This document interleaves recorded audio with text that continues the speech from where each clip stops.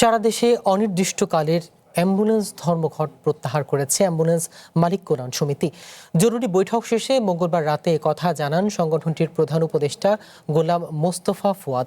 এর আগে 5 দফা দাবিতে বুধবার থেকে সারা দেশে অনির্দিষ্টকালের অ্যাম্বুলেন্স ধর্মঘটের ঘোষণা দিয়েছিল বাংলাদেশ অ্যাম্বুলেন্স মালিক কল্যাণ সমিতি।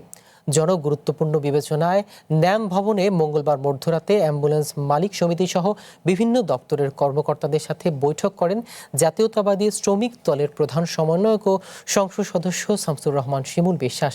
এ সময় শিমুল বিশ্বাস বলেন, আগামী 1 মাসের মধ্যে অ্যাম্বুলেন্স মালিক কল্যাণ সমিতির 5 দফা দাবির বিষয়ে সিদ্ধান্ত নেওয়া হবে।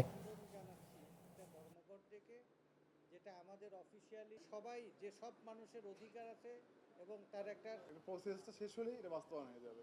এটা অনলাইন হলে ওনাদের আগামীকালকের ধর্মঘট আমরা প্রত্যাহার করলাম। এই ঘোষণার পর আমি সকলের কাছে অনুরোধ করব, কেউ যাতে তাদের গাড়ি ঘোড়া কোথাও বন্ধ করে না রাখে, কোনো রুগী যাতে কষ্ট না পায়।